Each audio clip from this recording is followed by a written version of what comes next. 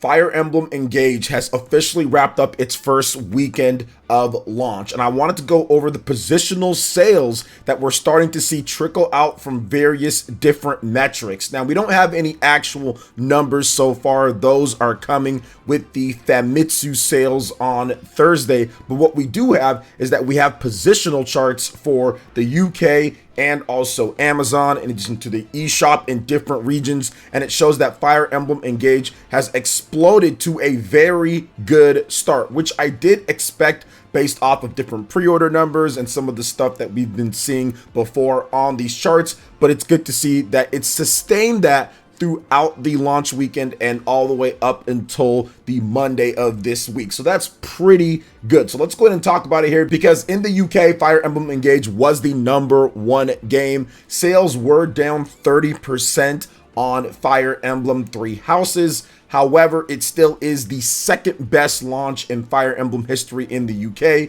And then you also have to consider the digital uptake when it comes to Nintendo Switch, because Fire Emblem Engage pretty much was #1 in most regions on the eShop. We know in the US it was #1. We know in Japan, in Europe, many places it's #1. UK, it's probably #1 as well when it comes to the eShop charts. So more and more people are buying games digital, but also Fire Emblem Engage is doing well on the physical charts, because in the US, it's in the top sales when it comes to bestsellers, in addition to new release bestsellers, where it is #1. Same goes for Amazon Japan. US, it's that, and also Amazon Japan and multiple other countries. It's either in the top 5 or #1 as well overall for the sales. So Fire Emblem Engage has started off really hot. I like to see that people are picking up the game, and whether the game does better than Fire Emblem Three Houses is yet to be seen. I think that there's a very good chance that it could, considering the game is launching with a bigger install base than what Fire Emblem Three Houses had. It's an anniversary game. I think that more people, as they get Nintendo Switches or down the line, they're going to pick it up. We don't know when the next major Fire Emblem game, new one at least, is coming, or next Fire Emblem game. So I think that overall, the sales of Fire Emblem Engage, as more people get their hands on it, and of course, the word of mouth spreads, because this game has really incredible word of mouth. People are going to be picking it up for years down the line, in my opinion. I think it's just one of the best tactics games out there, one of the best strategy RPGs, and people are really starting to enjoy the game, talk about it a bit more. It was all over social media, it was trending. So I do think that Fire Emblem Engage, for what it is, a strategy RPG, is going to do really well down the line. And right now we're seeing pretty explosive sales as well across the board on the Nintendo Switch. So that is absolutely incredible. I'm continuing to play the game. I did my video where I talked about it being a must buy, and also some issues that I have with the overall strategy RPG review scene, especially here in the West. So make sure you guys check out that video if you haven't already done so. But I did want to move on to the next thing here, because we have some more RPG goodness that is going down with Octopath Traveler 2. We've got Ochet the Hunter and Casti the Apothecary, new story structures, side stories, and game speed. So this is the final set of main characters that are introduced, and these characters kind of vary wildly from what we got before in the first Octopath. Now, obviously they have the same titles and a lot of the same abilities and powers, but how they actually look visually, in addition to what their story is and what's going on with them, is completely different than what we got before in Octopath 1. So I'm loving the upgrades, and I'm loving what Square Enix is doing with this game. This game is looking absolutely incredible. So publisher Square Enix and developer Acquire have released new information and screenshots for Octopath Traveler 2, introducing the tales of Ochet the Hunter and Casti the Apothecary, story structures, side stories, and so much more. Now, this game is a brand new entry in the Octopath series. For those who don't know, this is the second one, and then of course there's been multiple games in the HD 2D line of games from Square Enix. Now, the first installment, which was released back in 2018, has sold over 3 million copies worldwide, which nobody expected that game to even do anywhere near that good. And I really credit the Nintendo Switch for bringing back the AA style of full price games when it comes to what people are willing to spend their money on. Shout outs to that. Now, it takes the series HD 2D graphics, a fusion of retro pixel art and 3D CG to even greater heights, and they're not lying there, as you guys are seeing in this new trailer. Now, in the world of Solistia, 8 new travelers venture forth into an exciting new era. Where will you go? What will you do? Whose tale will you bring to life? Every path is yours to take. Embark on an adventure all your own. Now, new world, new tales. The story takes place in Solistia, a land comprising an eastern and western continent divided by the sea. It's a bustling era where large vessels navigate busy sea routes, and the power of steam gives birth to new technologies. Some people thrill to the glamorous stars of the stage and industry, while others are brought to tears by war, plague, and poverty. Now, in this faraway realm, 8 travelers hailing from different regions venture forth for their own reasons. Step into their shoes and explore the land as you see fit. Now, we talked about the different characters here. I really do like Ochette. You know, she is a hunter. You know, you can go and start her tale in terms of everything. Very beastly when it comes down to it, the beastlings, as she's called. And despite the troubles with the human people, she lives a carefree life. That is until you learn of an encroaching calamity known as the Night of the Scarlet Moon. So there's definitely some crazy stuff happening there. You'll have your beast friends that you can embark and fight with. I do like what she can do in terms of her powers, and I'll definitely be using her because I did like the Beast Master or Animal Master in the first game as well. So very good stuff there. Next up is Casti, and she's the apothecary, and she's very different from Ochette. Now, she's an apothecary,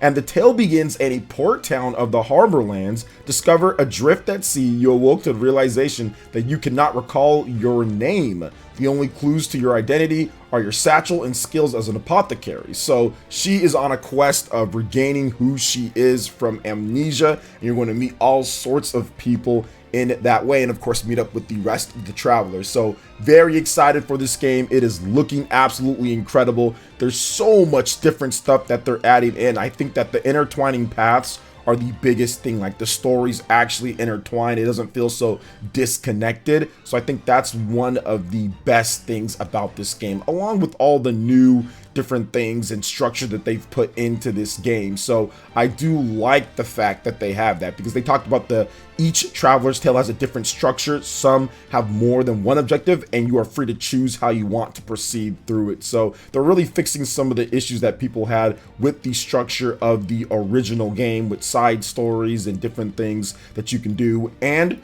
also, one more new thing that I want to talk about, and that's the game speed. Now, in this installment, you can fast forward event scenes and automatic text speed at the touch of a button. You can also adjust the speed during battle, allowing you to enjoy the game at your preferred tempo. So very good stuff there, guys. I like what they're doing. Octopath Traveler 2 is due out PS5, PS4, Nintendo Switch, and PC via Steam on February 24th, 2023. I'll be picking it up day one, probably both copies for me, Nintendo Switch and also PlayStation 5. So I'm definitely looking forward to that. But another thing that I'm also looking forward to is Granblue Fantasy Relink, another phenomenal RPG coming out this year. I mean, the RPGs just keep rolling in. The news keeps rolling in here. So publisher Cygames and developer Cygames Osaka debuted the second trailer, new gameplay, and latest information for Granblue Fantasy Relink at the Granblue Fantasy Fez 2022 to 2023, confirming Namaya as a playable character and introducing 2 assist modes. So very good stuff there with the assist modes. Granblue Fantasy Relink, the game is looking incredible. It looks kind of like Tales of Arise, but with more saucy gameplay. It looks like it's a bit more dynamic in terms of how the battles lay out, and I really like what they've done so far with the combat and the graphics. It just looks a bit more ambitious, and it seems like the combat is more free-flowing. Like, you don't have to load into a battle screen. It looks like you're just walking, or you're just in the world, and all of a sudden the fights can start right up, which I do think that is a great thing to do if you can. Just have it to where the battles can just go right into it. I know it's easier said than done, but I'm really loving what I'm seeing here. The combat just looks so good, and of course on the PS5, everything's animating and looking nice. This game has been in development for a long time. It's been delayed multiple times. It's went through multiple developers. Platinum Games used to be on this, and I think that some of that influence is definitely still there when it comes to the games, but now they're handling it in-house with the game. So I'm really excited for this game. Now, they did state that Granblue Fantasy Relink is due out for the PlayStation 5, PlayStation 4, and PC via Steam sometime in 2023. Now, they also have, once again, full assist modes for people who just want more of a casual experience, so you can have that. But overall, it's looking good. The screenshots look good, the gameplay looks good, and I think that they really have fine-tuned this. But I really wish that they would actually have a release date for the game, considering how many times it's been delayed and everything that they're showing here. I thought maybe they'd even give us a window, like let's say summer or fall or something like that, but they didn't even give us that. So we just have to kind of wait and see exactly when it does come out. But I'm guessing it'll be maybe more of a summer/fallish type of release, since they're not ready to talk about it now. So I don't think it's going to be a first half release. I think it's going to be more of a second half release, maybe a third quarter or so. But yeah, looking extremely good. I'll definitely be picking up a PS5 copy of the game. But speaking of picking up a PS5 copy of a game, it looks like I might go back and try out a game that launched that's getting pretty much a relaunch on the PS5, PS4, and PC, and that is Granblue Fantasy versus Rising. Now, this game is due out this year, so publisher Side Games and developer Arc System Works announced Granblue Fantasy versus Rising for PS5, PS4, and PC via Steam. Once again, this was announced at the Granblue Fantasy Fest 2022-2023, and of course, it will launch this year. Now, this is a 2D fighting game based on the hit mobile RPG from Side Games. Was an ambitious title that set out to expand boundaries of the genre. Now, since 2020, events and tournaments have been held worldwide with the loving support of players and fans alike.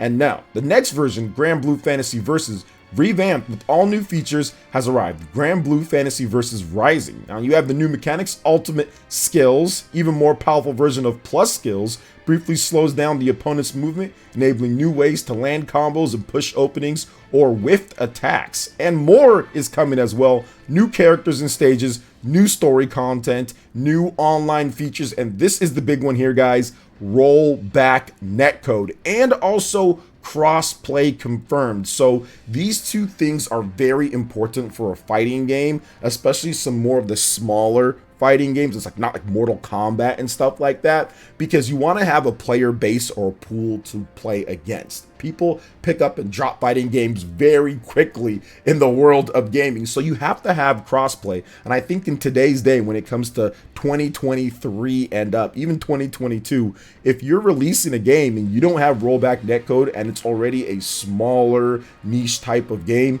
you're going to be in trouble, because everyone's going to be flocking to the games that have rollback netcode, or the big fighting games out there. So you're going to have it. So the fact that this one has rollback netcode confirmed and crossplay confirmed is awesome. Plus, they've also have some enhanced graphics for the game. It looks more like the game, more like the artwork and all that. So the game shaders and processing effects to replicate the iconic style from there. So that's also really good. They also have a new online lobby and some extra things as well in terms of mini games and multiplayer party stuff that's going to be there. That's pretty cool. You can play around with some of your friends in the game. So this is awesome. This is all great to see that they're kind of revamping this game, because I think this game had a lot of potential. I just felt that the no rollback with this type of 2D fighting game was going to be an issue going forward in the future. Outside of that, the game was fantastic from everything that I've watched and the reviews as well. So I'm definitely going to check it out, especially with that rollback confirmed and also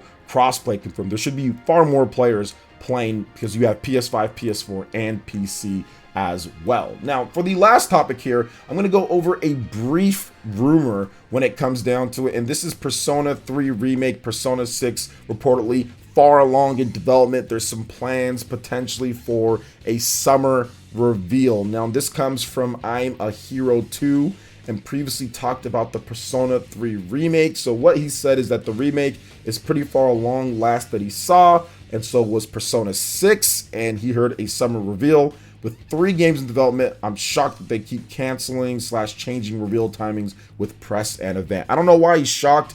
Atlas does this all the time. He says that it was supposed to be shown already, but you know what, they've been changing things up. And I think that when it comes to Atlas, they're going to change things up. They always make last-second decisions. That's why things seem so erratic at times. But pretty much all companies make last-second decisions and change timing up because things are dynamic. Nothing ever goes the way that you want it to go. There might be a major issue in development or something going down to the point where they're like, all right, we need to change this, or we have to wait, or this doesn't look good, or we need to add this in, or we want to do this, or we want to have it launch after this, or oh, this company's making an announcement, or something. There's always something there. So I'm not shocked at all. Game development is large-scale logistics. It's not something that you can just pin down and say, okay, we're going to do this at this time no matter what. So Atlas is not oblivious to that, and Atlas knows that that stuff is going to happen. So I wouldn't be shocked, and I'm taking that if this is actually true, because remember, this is a rumor, so I'm just taking it if it's true, then yeah, I'm not shocked. But Atlas has actually talked about how they've got a lot of stuff in store for gamers. They've got remasters, remakes, new games in store. They talked about that in the Famitsu and their ambition for 2023, so I would not be surprised if we did see that. Persona 3 needs a remake. If that game got a remake, the rumor is that it's going to be coming in the Persona 5 engine. If that game got a remake, I think people would be far happier with that, with Persona 3 FES and remaking that, or just remaking the characters and everything from Persona 3 and putting it in the Persona 5 engine. That would be absolutely incredible, and I would be down for that, because I'm not really down to play Persona 3 Portable again. I'll play Persona 4 Golden at some point because I feel it's a better game, but I don't think Persona 3 Portable is that great in terms of all the games that are coming out in comparison with my time. So if they made a Persona 3 remake, I think that would fix everything. And then on top of that, you have the Persona 6 reveal. Obviously, Persona has been, no new games when it comes to new Persona titles since I think 2016 that it launched Persona 5 in Japan, in 2017 here in the West. So we're due for something Persona. So we'll see exactly how that shakes out. But this was a huge RPG news here, guys. If you're interested in more RPG news, make sure you check out my videos that will be posted on the screen, in addition to in the link in the description. I've got videos where I'm talking about Fire Emblem Engage, some of the reviews, some of the stuff that I like and don't like. I've got other videos talking about other gaming news as well if you missed it from last week. So there's so much to go over. All of that link in the description and on the page as well. Thank you guys so much for watching. I appreciate it. We'll see you for the next one. Peace.